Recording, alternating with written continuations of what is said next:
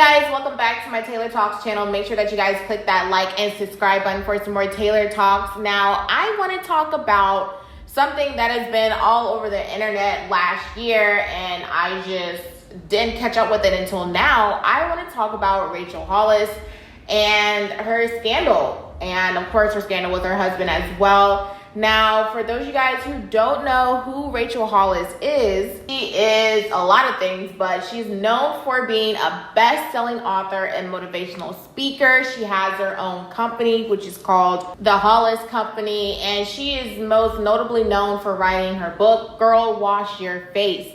And now, I remember when I first read this book, my sister, she actually gave it to me a few years ago. I want to say 2 years ago. She's like, you know, this is a good book. You should sit down and read it. And I read it and it was good. It was amazing. Girl, Wash Your Face is a self-help book in which Rachel talks about real issues that women have and the specific strategies that helped her move past them. And the whole notion of the book is you and only you are ultimately responsible for who you become and how happy you are. And she even says it herself in the opening chapter that that's the main takeaway. Now, Girl, Wash Your Face went on to be a #1 best-selling New York Times book, and it was #1 for over 46 weeks. Yes, it held that spot, guys, for 46 weeks. The book did so well that Rachel put out a second book called Girl, Stop Apologizing in the next year and got similar results. So this book was just widely popular and to some people untouchable. And she said, of course, the main point she wanted to get across in this book was, and I quote, "I hope it encourages women to consider looking at their own dreams as real possibilities instead of just idle thoughts. We have all of these. Wouldn't it be nice if there are too many women who never step into that for a variety of reasons." Now, again, at the time, this was a huge success, and this really put Rachel Hollis on the map to the point where overnight, it looked like she had 1.7 million Instagram followers in 2018. And the success of Girl, Wash Your Face led to her husband, Dave Hollis, leaving his job at Disney. Now, he used to be a president of global theatrical distribution at Disney, but when the book skyrocketed, he quit his job and he went to work with his wife at the Hollis Company. Now, I do want to add that before it was Hollis Company, Rachel did have a company called Chick Media in which she created different blogs and different lifestyle content. But once her husband joined basically her business, she renamed it to Hollis Company. Again, because of her book, her company became super famous. At her Chick Media company, she had a conference called Rise, and it was specifically targeted to women and how women could better help themselves in their lives. So the first conference was in June 2017. Well, after the book exploded,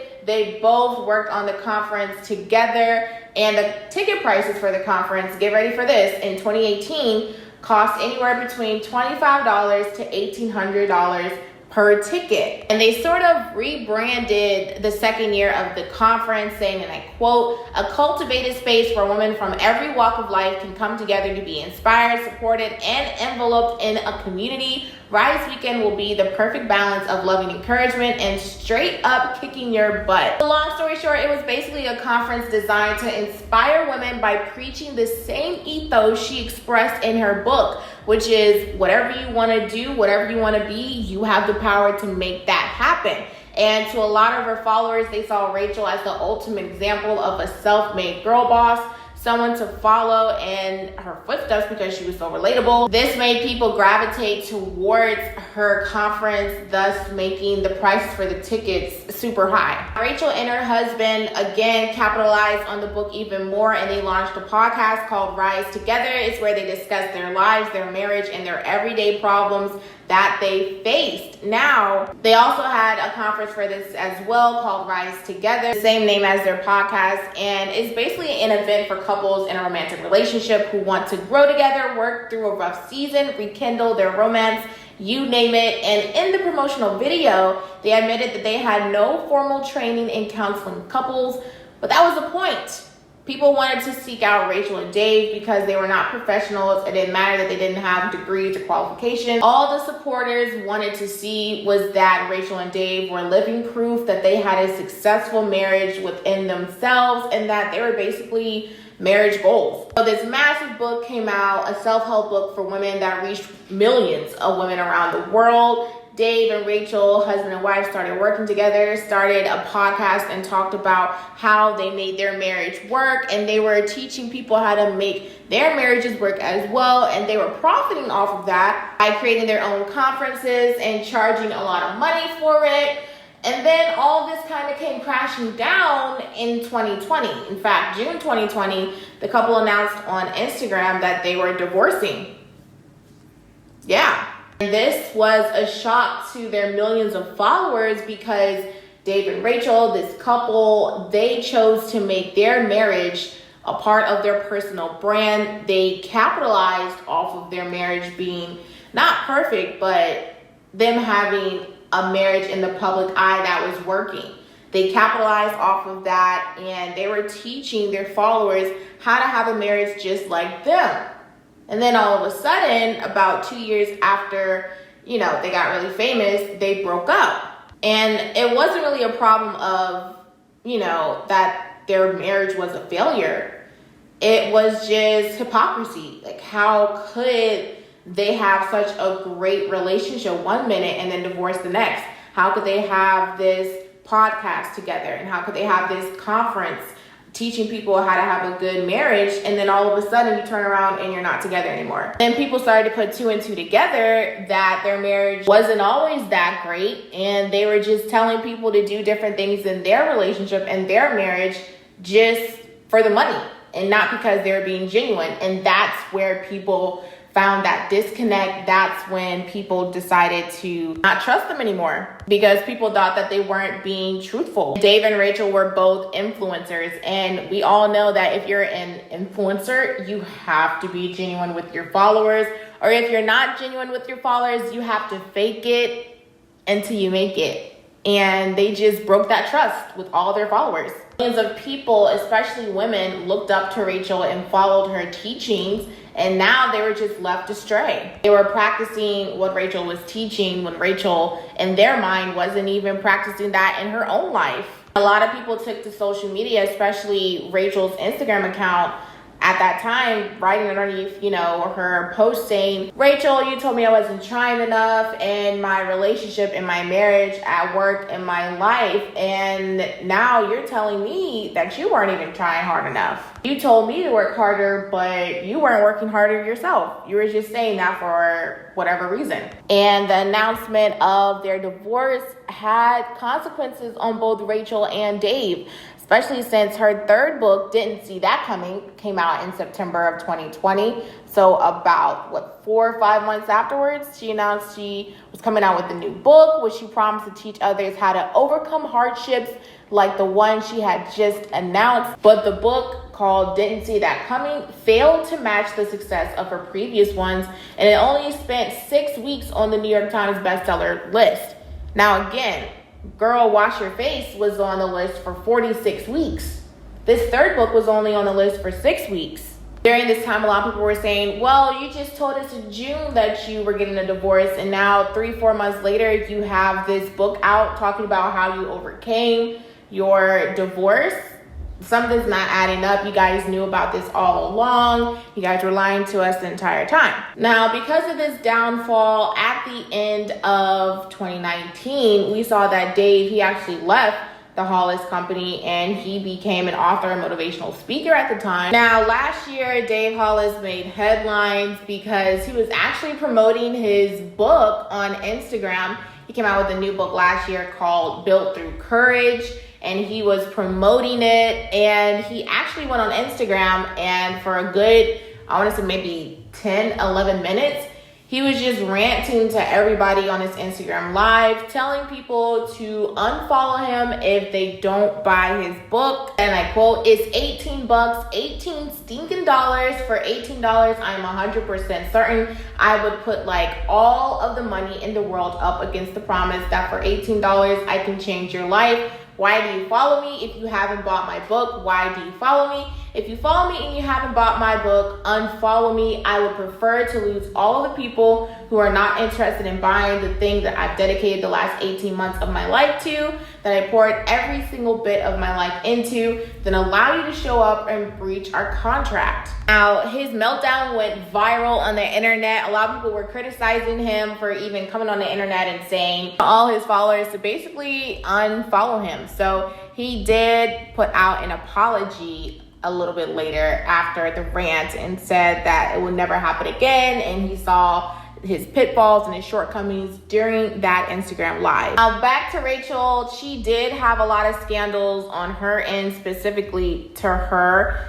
She did post a lot on her Instagram and on her website. She posted a lot of different quotes, and she did get in trouble saying that she plagiarized some of the quotes that she posted on her Instagram. She would take full credit for those quotes. Well, she got in a lot of trouble when she posted a quote saying, "Still I rise." Now we all know that is from Maya Angelou, but she just posted it without giving credit to Maya Angelou, and then she later deleted it after she got a lot of backlash for it, and she issued an apology. She said, and I quote, "I immediately deleted the post, but I want to make sure and publicly apologize.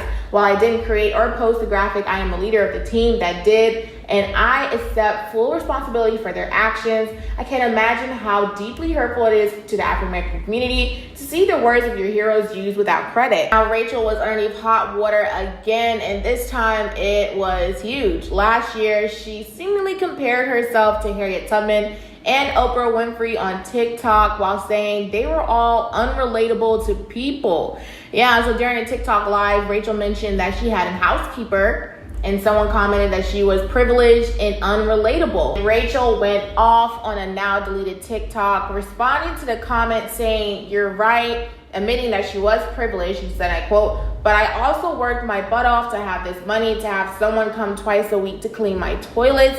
What is it about me that made you think I want to be relatable? No, sis, literally everything I do in my life is to live a life that most people can't relate to. Every woman I admire in history was unrelatable." And she listed off both Oprah Winfrey and Harriet Tubman. Now, this video went viral, and people were condemning Rachel for comparing her privilege to the struggles of Black women, and this also resulted into her losing more than 200,000 Instagram followers, according to the New York Times. Now, this led for Rachel to apologize twice, and now she said on Instagram, and I quote, "I'm not going to do this perfectly, but I'm going to speak from the heart. I am so deeply sorry for the things that I said in my recent post and the hurt I have caused in the past 2 days." Now, this scandal led her Rise conference that was supposed to happen in May postponed into September. She had a lot of notable guest stars that were supposed to come and speak, but majority of them dropped out, and she had to, of course, just wait until her scandal kind of was swept underneath the rug in order to get her conference up and running again. Now, I know what your next question is. Where are Dave and Rachel now? How are they doing? Are they still making money? Well, Rachel Hollis, of course, has her podcast, the Rachel Hollis podcast, and you can watch it on YouTube.